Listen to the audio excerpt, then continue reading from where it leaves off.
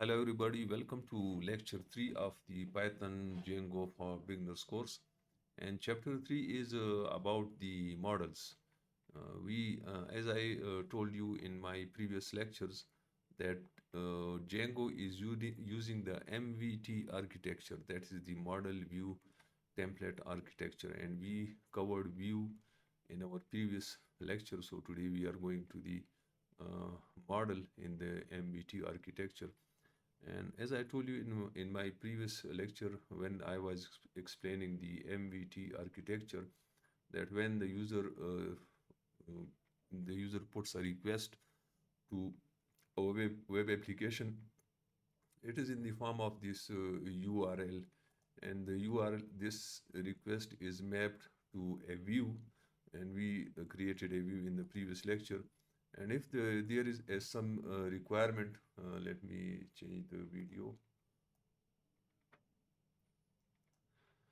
And if the view has some database requirements, then it will be sent to a model using a query set. The model actually interacts with the database in the form of read and write operations. And any result set from the model from the database is then given back to the view, which is given as a response to the template for presenting it to the user. Now we covered the views, and I told you that for creating a view we need three steps. First of all, we have to create it, then we have to map it on the at the app level. The third step is to map it on the project level. Now we come to the models, and this is what this lecture is about. As I told you before, that model is something that deals with the database part of the app. For creating a model, we will follow these four steps. The first step is to create a model in the my app. Inside the my app folder, we have the models.py file. Let me correct the spelling. So inside my app folder, we have the models.py file where we will write our model. Once we write the model, in order to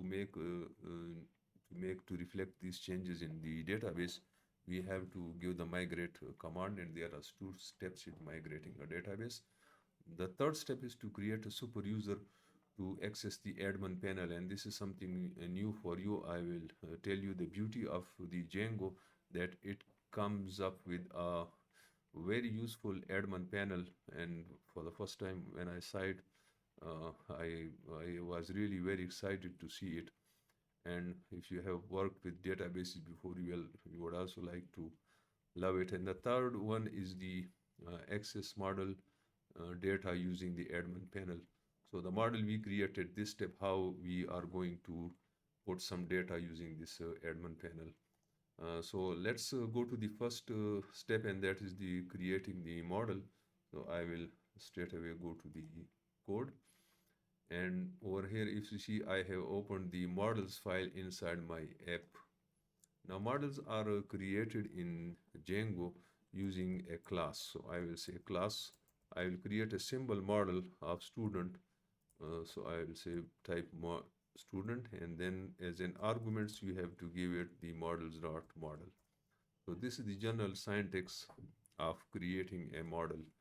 Now I would like to have four fields in this student model: the student name, the student cell number, and his email and date of birth. Now let me write the name is, I will say models dot character field, and the maximum length of this character field is let's make it 50 characters. The next thing is the cell number. I will say the cell number is models dot, this is also a character field, and I will say the max length is max length equal to, say for instance, 50. And the date of birth, this is equal to models dot, this is date field, and the last one is the email, and I will say models dot email field. So these are the three fields that I have created for this model. Now, the next step, as I told you, that when you create the model, the next step is to migrate it. So we completed this first step. Now let's go to the second step. Now, how can we migrate it? We will give the migrate command from the command from the terminal. Now you see I have not activated the virtual environment. So first of all, you need to activate the virtual environment.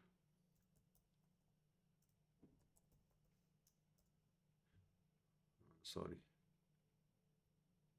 here is the, I think it is in the main folder. No, it is in the project folder. Let me see where it is. Let me first go to my project,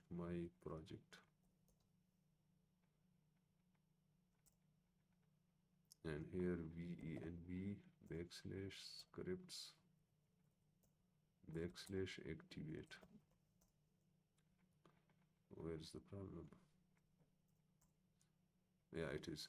So we have activated the virtual environment. Now let's come back. We have to migrate it. Now we want to migrate. We in order to make these changes in our database, this class in our database, we have to migrate it. So I will say Python manage.py migrate. This is two step. The first step is to you will give the migrate command, and uh, after that you will have another command, that is the make migration. Make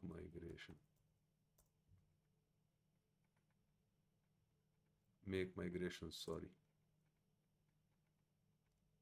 and that's it. So we have successfully migrated the class which we just created. I'm sorry, I just forgot one step. When you create a model, the next step is to register the model in the admin panel. This was the step that I forgot. Now, how can we do this? We can do this by going to the admin.py file. Where is it? Here, under my app here. Now, the first thing is that you will import the model. So I will say from models, import student. First of all, you have to import it, and then you have to register it. Admin.register, and then you give the model name.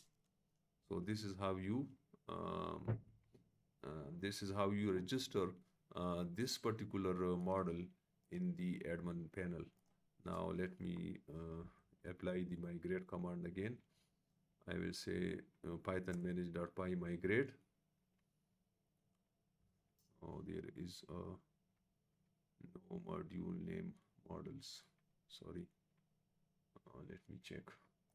I'm sorry, you don't remember everything when you write programs in Python or in Django. So you will write not from models but from dot models import student, and this is not admin dot register, but it is rather admin dot site dot register student. So this is the exact format. Now let me make the migrations. Migrate, yeah, and make migrations, and that's it. So we have successfully migrated the model in our database. Now let me tell you something about the admin panel. Let me run the server. So I will say run server.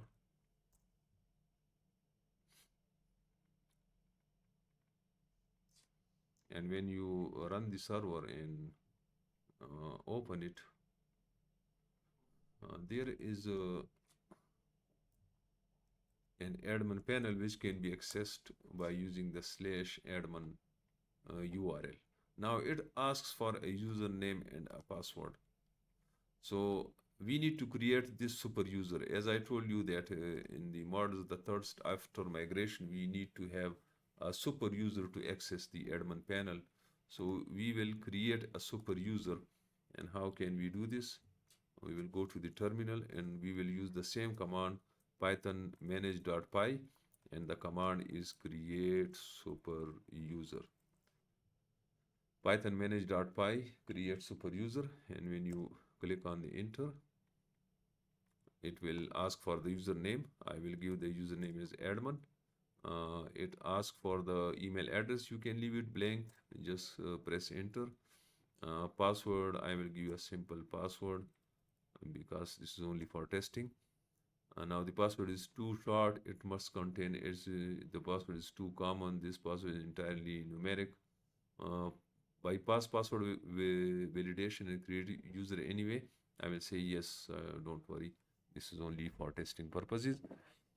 Now the super user has been created. If I go to the admin panel again, this is the username and here is my password. Let me check it. When I click on the login, I'm sorry. Oh, no, sorry, because the server is not running, I have to run the server. Python manage.py run server, and then I will again give this URL, the IP address, and then slash admin. Over here I will say admin, and the password is simple password that I provided, and that's it. So we have a nice admin panel in the Django, and if you see the model that we created, the student model, it is available over here now. Now here is the student model, and from the admin panel you can add students to it. You can add records. So here is the record, for example, user, the name of the student is Umar, for example. The number is, for example, any number. The date of birth, you can select any date of birth. And over here is the email address, for example, omar@gmail.com, and save. So this record will be saved. Now this is the record. You can add any other record. For example, I say Muhammad. For example, the cell number is 0321 something. The date of birth is, you can also give it from here, 2000-1-1. Let me check if this is valid. It is, for example, Muhammad at gmail.com, and save. So we have now two records. One record is this one, and if we go back, the other record is this one. So this is how we interact with their data and how we store data. Now in this presentation, as you see, I told you about the models, and I told you that there are 5 steps in creating a model. The first one is to create it using the making a class in the models.py file. Then we need to register the model in the admin.py file. Then the third step is to migrate it using the 2 steps, that is the python manage.py migrate and make migrations. And then we need to create a super user to access the admin panel. The last one is to access the model data using the admin panel. Now we use different data types. If you see in our class student, over here, if I go to this, these are the different data types: the character field, date field, and email field. For a complete list, you can go to the website of the Django, and these are all the different data types that you can use in the Django model. These were the migration steps, and this is the admin URL, and it has many facilities related to the application. This is very useful, and there are different flavors available for the admin panel as well. So we created a super user by using the python manage.py create super user command. This is how we register the model. Now, this is when we use the approach that we used in this lecture. Our data is stored in our local SQLite file, and there is a file db.sqlite3. It is over here in this stored in this file. If you come over here, you have my app underscore student table, and the data we entered is stored over here. If you see Omar and Muhammad, I have added two records which are here in this file. But when we write real world applications, we usually use external databases like MySQL or PostgreSQL files. So for how to do this, we will do this later, because I want to keep this presentation very simple. So in the later lectures, I will tell you how can we store data in the MySQL database. So for the time being, that's it. Please stay connected for the next video, and also like my video, because if you think this video is useful, and you want that other people should also take help from it, then you should press the like button, because when you click on the like button, then the Google you tell Google that this video is useful and it can be presented to other users as well. Thank you very much.